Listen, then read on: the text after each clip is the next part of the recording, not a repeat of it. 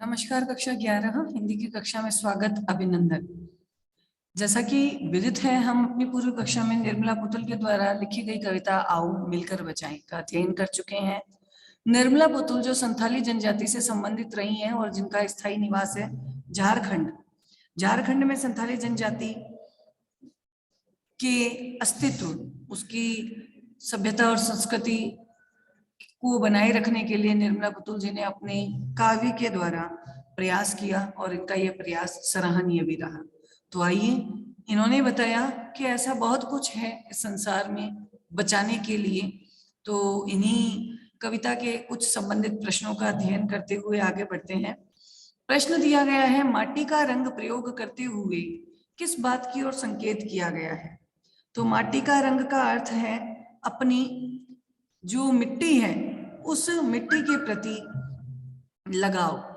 तो यहाँ कवियत्री का नाम है निर्मला पुतुल जी ने संथाल परगने के लोगों में वहां की मिट्टी से जुड़े रहने का निवेदन किया है और वो मानती हैं कि अपनी मिट्टी से जुड़े रहना ही अपनी संस्कृति को बचाने का एक प्रयास है। यानी मिट्टी के रंग को अपने चेहरों पर लगा लेना, अर्थात अपनी ये जो देसीपन है और अपनी जो स्थानीयता है इसको बनाए रखने का प्रयास करना ही चाहिए। और इसी बात की ओर इस वाक्यांश के द्वारा इन्होंने संकेत किया है। भाषा में झारखंडीपन का क्या अभिप्राय है? झारखंडी भाषा का नाम है जो झारखंड प्रदेश की भाषा है। तो कवियत्री ये मानती है कि दूसरी भाषाओं के प्रभाव से अपनी क्षेत्रीय भाषा को बचाकर रखना और अपने व्यवहार में उसी का प्रयोग करना आवश्यक है ताकि झारखंडी भाषा के विशिष्ट उच्चारण और स्वभाव को बनाया रखा जा सके। अगला प्रश्न है, दिल के भोलेपन के साथ साथ अक्खड़पन और जुझारूपन को भी बचाने की आवश्यकता है। यहाँ इस पर बल क्यों दिया गया है? तो कवियत्री जो है वो संथाली जनजाति से प्रेरित रही हैं और उससे प्रभावित भी रही हैं। संथाली जनजाति के भोलेपन को वो बहुत सराहनीय मानती हैं। भोलेपन का अर्थ है सच्चाई और ईमानदारी।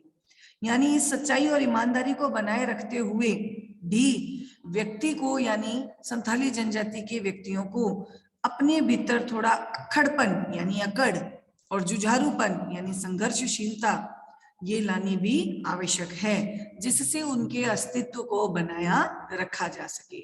इसीलिए यहाँ कवियत्री ने दिल के भोलेपन के साथ अक्खड़पन और जुझारूपन पर भी बल दिया है।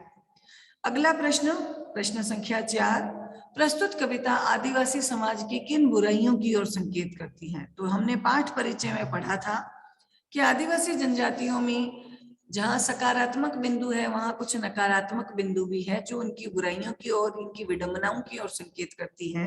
जैसे प्रकृति के विनाश और विस्थापन के इस दौर में संथाली समाज में अशिक्षा, कुरीतियां और शराब की ओर बढ़ता हुआ झुकाव वास्तव में यहाँ की विसंगति है। यानी कुछ एक स्वार्थों से प्रेरित होकर ये अपनी सभ्यता और संस्कृति को भी ठुकराने के लिए लालायित दिखाई देते हैं, जिसकी वजह से ये जो बस्तियां हैं ये अस्त होती जा रही है।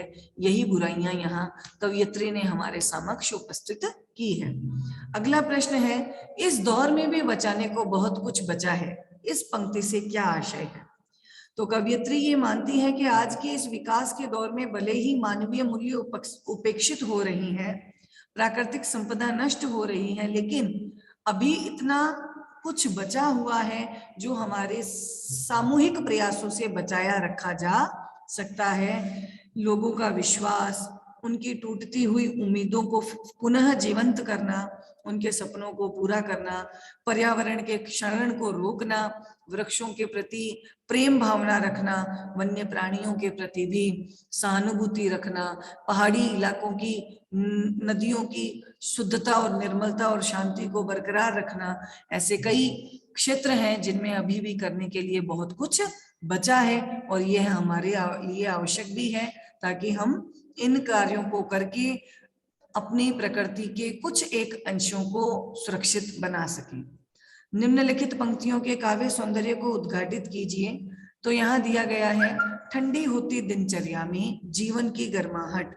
यहाँ पर काव्य सौंदर्य दो रूपों में आता है, एक तो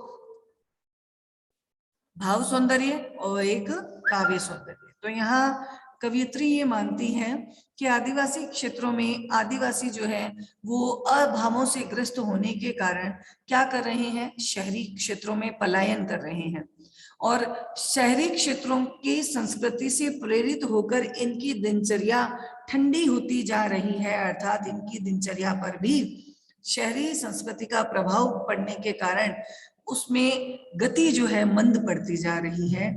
अतः हमें ऐसे प्रयास करने चाहिए ताकि इनमें जीवन की गर्माहट अर्थात जीवन के प्रति उत्साह, उमंग को, क्रियाशीलता को फिर से भरा जा सके।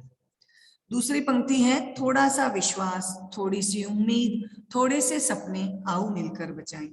कवियत्री इस अंश के माध्यम से अपनी इस भावनाओं को उजागर करती है कि इतना कुछ होने के बावजूद भी बहुत कुछ ऐसा बचा है जिसे हमें बचाने की, जिसे हमें अस्तित्व में बनाए रखने की आवश्यकता है। वो है एक दूसरे के प्रति विश्वास की भावना, एक दूसरे से उम्मीद बनाए रखना और कुछ मानव के स्वर्णिम सपने, उन सपनों और कल्पनाओं को मिलकर साकार करना। ये कई ऐसी चीजें हैं जिन्हें हम सामूहिक रूप से प्रयास करें तो इनको बचाया जा सकता है। तो इस प्रकार यहाँ इन्होंने थोड़ा सा, थोड़ी सी, थोड़े से, ये इस तरह के शब्दों का प्रयोग किया है। यहाँ पर अनुप्रास अलंकार का भी प्रयोग हुआ है और साथ में छंद और संगीत की दृष्टि से ये मुक्त है, यानी मुक्तक छंद, छंद के किसी नियम का पालन नहीं किया और इनकी भाषा जो है खड़ी बोली हिंदी है। अगला प्रश्न और अंतिम प्रश्न है कि कविता में कवियत्री ने बस्तियों को शहर की किस आबो हवा से बचाने की बात कही है। तो पहली पंक्ति में वो कहती है नग्न होने से बचाएं। नग्न होने का अर्थ है यहाँ अमर्यादित हो जाना, मर्यादाहीन हो जाना, है ना। तो यहाँ कवियत्री ये मानती है कि हमें अपने सामूहिक प्रयासों से कुछ ऐसा प्रयास करना होगा जिससे हम अपने संथाली जनजाति कि इस सभ्यता और संस्कृति को के अस्तित्व को बनाकर रख सकें, इनको शहरी संस्कृति की आबो हवा अर्थात पाश्चात्य संस्कृति का अनुकरण, अत्यधिक आधुनिकता की होड़ में फंसने से बचाएं, ताकि यहाँ जो शर्म है, लिहाज है, मर्यादा है, उसे बचाया जा सके और उसे अश्लीलता, अमर्यादित होना और अभद्रता से दूर रखा जा सके। तो यहाँ नग्न होने से बचाएं, इस तरह का कथन प्रयुक्त किया गया है। तो इस प्रकार सातों प्रश्नों के उत्तर आपके समक्ष उपस्थित किए गए हैं और ये प्रश्न जो है वो इन उत्तरों की पुष्टि करते हैं। तो आप इन प्रश्नों पर अच्छे से विचार कीजिएगा और अपनी तरफ से भी इसमें बढ़िया तरीके से जो उत्तर है वो शामिल कीजिएगा। आज की कक्षा में इतना पर्याप्त है। इस पाठ के साथ ही हमने अपनी आरोह पाठ्य पुस्तक के काव्यांश भाग को भी पूर्ण कर लिया है, यानी हमारी स्पर्श की पाठ्य पुस्तक के चारों पाठ पूर्ण हो चुके। गद्यांश भाग का पाठ जामुन का पेड़ और दूसरा पाठ भारत माता लिखा हुआ है जवाहरलाल नेहरू ने। काव्यांश भाग में गजलें हैं दुष्यंत कुमार की और दूसरा पाठ है निर्मला पुतुल के द्वारा रचित आओ मिलकर बचाएं। अब हम हमारी अगली कक्षा में वितान की पाठ्य पुस्तक को आगे संचालित करेंगे, जिसमें हम उसके तृतीय पाठ से परिचित होंगे, जो वास्तव में बहुत विस्तृत और विस्तार पाया हुआ है, उसको पढ़ेंगे। तो आज की कक्षा में इतना पर्याप्त है बेटा, मिलते हैं अपनी कल की क्लास में। धन्यवाद बेटा जी।